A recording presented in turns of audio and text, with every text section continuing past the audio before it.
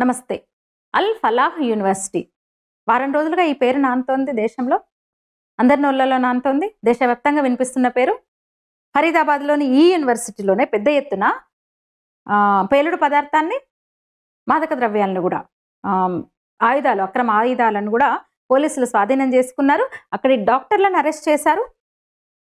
ఉగ్ర చర్యలతో సంబంధం ఉన్న, ఉగ్ర సంస్థలతో సంబంధం ఉన్న, ఉగ్ర దాడులకు భారతదేశంలో దాడులకు కుట్ర పన్నిన, ఆ పనిలోనే ఉన్న వాళ్ళను అరెస్ట్ చేశారు. మరి ఎవరిది ఆ యూనివర్సిటీ? ఎవరిది? యూనివర్సిటీ నేపథ్యం ఏంటి అంటే కాంగ్రెస్ లీడర్ డాక్టర్ భూపిందర్ కౌర్ ఆనంద్ అది. యూనివర్సిటీ వైస్ ఛాన్సలర్ ఆమెనే, మెడికల్ కాలేజీ ప్రిన్సిపల్ కూడా ఆమెనే, వ్యవస్థాపకురాలు ఆమెనే, యూనివర్సిటీ వ్యవస్థాపకురాలు ఆమెనే. ఆల్ ఫలాహ్ చారిటబుల్ ట్రస్ట్ స్థాపించి ఆ తర్వాత యూనివర్సిటీని కూడా స్థాపించింది అదే పేరుతో ఆమె. కాంగ్రెస్ పార్టీలో కీలక పదవుల్లో ఆమె పనిచేసింది. హర్యానా ప్రదేశ్ మహిళా కాంగ్రెస్లో ఆమె కీలకంగా పనిచేసింది. హర్యానాలో పుట్టింది. పంజాబ్ యూనివర్సిటీ నుంచి ఎంబీబీఎస్ ఎండీ చేసింది. భర్త ఆనంద్ కుమార్ ప్రముఖ వ్యాపారవేత్త, సామాజిక కార్యకర్త. అట్లా వాళ్ళ కుటుంబం ఈ ట్రస్ట్ ద్వారా రకరకాల కార్యక్రమాలు చేస్తుంది. అయితే రకరకాల కార్యక్రమాలు వాళ్ళ ప్రత్యేకత ఏంటంటే వాళ్ళు మైనార్టీల కోసం పనిచేసే సంస్థ అనమాట. అది వాళ్ళ ఫ్యామిలీ పూర్తిగా మైనార్టీల కోసం, ముఖ్యంగా ముస్లిం మహిళల కోసం, ముస్లింల కోసం పనిచేసే సంస్థ అది. అయితే ఈమె 1990లోనే కాంగ్రెస్ పార్టీలో జాయిన్ అయింది. అప్పుడే ట్రస్ట్ పెట్టింది. అల్ ఫలాహ్ చారిటబుల్ ట్రస్ట్ ద్వారా ముస్లింల సాధికారత, మహిళా సాధికారత కోసం, ముస్లింల సంక్షేమం కోసం ఆమె పాటుపడుతుంది. అయితే 2014లో ఈ యూనివర్సిటీని ఏర్పాటు చేసింది, ప్రైవేట్ యూనివర్సిటీని. మొదలు అంటే 1997లో ఇంజనీరింగ్ కాలేజ్ ఉండేది అంతకుముందే. 2014లో ఇంకా యూజీసీ అనుమతి కూడా అనమాట. యూజీసీ యూనివర్సిటీ గ్రాంట్ కమిషన్ ఏమంటారు హోదా వచ్చింది, యూనివర్సిటీ హోదా వచ్చింది తనకి. అప్పటి నుంచి కూడా 2014 నుంచి కూడా వైస్ ఛాన్సలర్గా ఉన్నారు ఆమె. అట్లా యూనివర్సిటీని మెడికల్ కోర్సు, ఇంజనీరింగ్ కోర్సులు ఉంటాయి, మేనేజ్మెంట్ కోర్సెస్ కూడా ఉంటాయి ఆ యూనివర్సిటీలో. నాక్ ఏ గ్రేడ్ పొందిన యూనివర్సిటీ అది. 70 ఎకరాల క్యాంపస్, 800 బెడ్స్ ఉన్న హాస్పిటల్. ఇక మేవాట్ అంటే అక్కడ మైనార్టీలు, ముస్లింల జనాభా ఎక్కువ ఉన్న మేవాట్ ప్రాంతంలో విద్యార్థులకు ఉచిత విద్య అందిస్తుంది ఆమె. మెడికల్ క్యాంపులు నిర్వహిస్తుంది ఆమె. అంటే మొత్తం ముస్లింల సంక్షేమం కోసం ఇంకా ఆమె జీవితాన్ని త్యాగం చేసింది, అంకితం చేసింది అనమాట.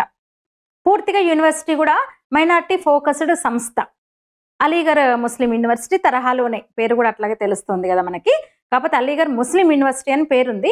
ఇక్కడ ముస్లిం యూనివర్సిటీ అని లేదు, కానీ పూర్తిగా మైనార్టీ ఫోకస్డ్ సంస్థ అనమాట ఇది. అట్లా దాన్ని డెవలప్ చేస్తూ వచ్చింది ఆమె 2014 నుంచి. అట్లా ఇంకా మహిళల హక్కులు, గ్రామీణ విద్య కోసం పోరాడుతున్న పేద ప్రజల సంక్షేమము, అందరికీ విద్య, వైద్యం అని చెప్తుంది. కానీ ఆమె చేసేది అందరికీ కాదు, కేవలం ముస్లింల కోసమే అనమాట. ఇక ఆమె యూనివర్సిటీ ఏమంటారు యూజీసీ నాక్ నుంచి అనేక ఏమంటారు పురస్కారాలు, ప్రశంసలు పొందిందంట. మహిళా సాధికారత, విద్యా వ్యాప్తే నా ధ్యేయం అని చెప్తూ అట్లా అల్ ఫలాహ్ యూనివర్సిటీ ద్వారా పూర్తిగా ఒక ముస్లిం ఫోకస్డ్ ఆర్గనైజేషన్ ఆమె నడుపుతోంది. ట్రస్ట్ ద్వారా కూడా మైనార్టీ విద్యార్థులకు, మొత్తం ముస్లిం మైనార్టీ విద్యార్థులకే ఇంకా విద్య, ఆరోగ్యము, వాళ్ళ సంక్షేమము, ఇంకా అలాంటి పనులన్నీ ఆమె చేస్తుంది అనమాట. పూర్తిగా వాళ్ళ సంక్షేమం కోసం పనిచేస్తుంది అనమాట. అట్లా 2014 నుంచి ఆమెనే వీసీ, మెడికల్ కాలేజ్ ప్రిన్సిపాల్ కూడా ఆమె.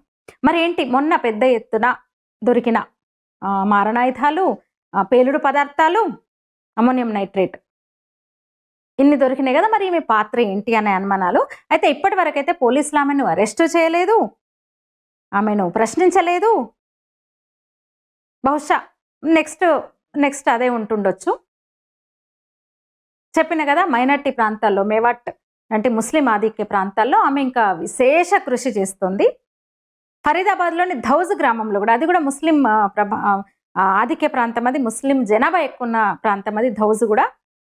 అక్కడ కూడా ఇంకా విద్య, ఆరోగ్యం, ఇంకా అన్ని రకాలుగా అనమాట ఆమె ట్రస్ట్ నుంచి సేవలు అందిస్తూ వస్తుంది. హర్యానాలో ఒక పేరు మోసిన సోషల్ వర్కర్ అని చెప్పొచ్చు ఆమె భర్త. ఇక విద్యావేత్త అని కూడా అంటారు కదా, యూనివర్సిటీని స్థాపించిందంటే విద్యావేత్త, సామాజికవేత్త ఆమె. ఇప్పుడు ఇక మొన్న అక్టోబర్ 30న పట్టుబడ్డ, అరెస్ట్ చేశారు కదా 3 డాక్టర్లు, ముజమ్మిల్ షకీల్, డాక్టర్ మొహమ్మద్ ఉమర్ నబీ, డాక్టర్ షహీన్ షాహిద్. వీళ్ళందరూ కూడా ఆ యూనివర్సిటీకి చెందిన వాళ్ళు. అంటే మొత్తం 8 మందిని అరెస్ట్ చేశారు. మిగిలిన వాళ్ళు కూడా యూనివర్సిటీలోనే అసిస్టెంట్ ప్రొఫెసర్స్ అనమాట. జూనియర్ రెసిడెంట్ డాక్టర్స్గా పనిచేస్తున్న వాళ్ళు కూడా ఉన్నారు. 2900 కిలోల అంటే దాదాపు 3 టన్నుల అమోనియం నైట్రేట్ RDXను పట్టుకున్నారు. AK-47 రైఫిల్స్ 2 పట్టుకున్నారు. ఇప్పుడు బ్లాస్ట్ జరిగిన ఏదైతే ఢిల్లీలో బ్లాస్ట్ జరిగిన ఈ హుండై i20 కారు 11 రోజుల పాటు యూనివర్సిటీ క్యాంపస్లోనే పార్క్ చేసి ఉంచారు. తెలుసు కదా, ఈ కారు ఉపయోగించి చేసిన బ్లాస్ట్లో Delhi Red Fort metro station దగ్గర జరిగిన బ్లాస్ట్లో 12 మంది చనిపోయారు. ఇంకా విచారణ కొనసాగుతోంది. ఫరీదాబాద్ పోలీసులు, జమ్మూ కాశ్మీర్ పోలీసులు ఎన్ఐఏకి అప్పగించింది కదా కేంద్రం ఈ కేసు. దీన్ని 50 మందికి పైగా విద్యార్థులను, ఫ్యాకల్టీని ప్రశ్నించారు. 6గురిని అదుపులోకి తీసుకున్నారు. వాళ్ళు కాక మరొక 6గురిని అదుపులోకి తీసుకున్నారు. యూనివర్సిటీ ల్యాబ్లను RDX తయారీకి ఉపయోగించినట్టు అనుమానాలున్నాయి. పూర్తిగా పాకిస్తాన్ ఉగ్ర నెట్వర్క్కు సంబంధించిన వ్యవహారం ఇదని పోలీసులు నిర్ధారించారు, ప్రాథమికంగా నిర్ధారించేశారు. ప్రస్తుత పరిస్థితి ఏంటంటే యూనివర్సిటీలో ఇంకా సెర్చ్ ఆపరేషన్లు కొనసాగుతున్నాయి. చెప్పిన కదా, మైనారిటీ ఫోకస్డ్ యూనివర్సిటీ అవడం వల్ల వాళ్ళు దాన్ని ఒక సేఫ్ జోన్గా, ఒక రక్షిత ప్రాంతంగా వాళ్ళు మార్చుకున్నట్టు తెలుస్తుంది. అందులో నేరుగా భాగస్వామ్యమైన వాళ్ళు కూడా ముస్లింసే. మరి ఏంటి భూపిందర్ కౌర్ ఆనంద్, డాక్టర్ భూపిందర్ కౌర్ ఆనంద్కు వీళ్ళ ఈ సంస్థతో, ఉగ్ర సంస్థలతో ఆమెకు కూడా ఏమన్నా సంబంధాలు ఉన్నాయా అనే అనుమానాలు అయితే వ్యక్తమవుతున్నాయి. కాబట్టి ఆధారం లేకుండా ఏం చేయలేం కదా, అనుమానాలు. అయితే ఇప్పటి వరకు ఆమెను ప్రశ్నించలేదు, అరెస్ట్ కూడా చేయలేదు అనమాట. నిజంగా ఇంత జరిగితే, క్యాంపస్లో డాక్టర్స్, ఫ్యాకల్టీ, అసిస్టెంట్ ప్రొఫెసర్స్ ఇలా ఉగ్ర కార్యకలాపాలకు కుట్ర చేస్తుంటే, ఉగ్ర దాడికి దేశంలోనే కుట్ర చేస్తుంటే ఒక ప్రిన్సిపాల్గా, వీసీగా ఆమెకు తెలియదా అనే సందేహాలు అనమాట. అయితే ఎన్ఐఏ అయితే విచారిస్తోంది. హై అలర్ట్ కొనసాగుతోంది ఇప్పుడు యూనివర్సిటీ క్యాంపస్లో. ఇప్పటికే ఆమె ఇంకా వైస్ ఛాన్సలర్, మెడికల్ కాలేజ్ ప్రిన్సిపల్గా ఉన్నారు ఈ క్షణం వరకు కూడా ఆమె.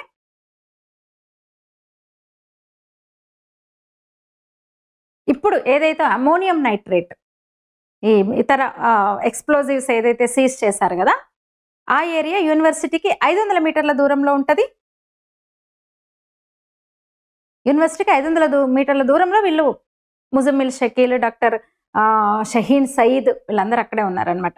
యూనివర్సిటీలో పనిచేస్తున్నారు. యూనివర్సిటీ పక్కనే వాళ్ళు ఇవన్నీ చేస్తున్నారు అనమాట, 500 మీటర్ల దూరంలో. CCTV ఫుటేజ్ తీసుకున్నారు వాళ్ళు. HR అధికారులను కూడా ప్రశ్నించారు, ఫ్యాకల్టీతో మాట్లాడారు, విద్యార్థులను ప్రశ్నించారు. అట్లా ఒక వైట్ కాలర్ టెర్రర్ మాడ్యూల్కి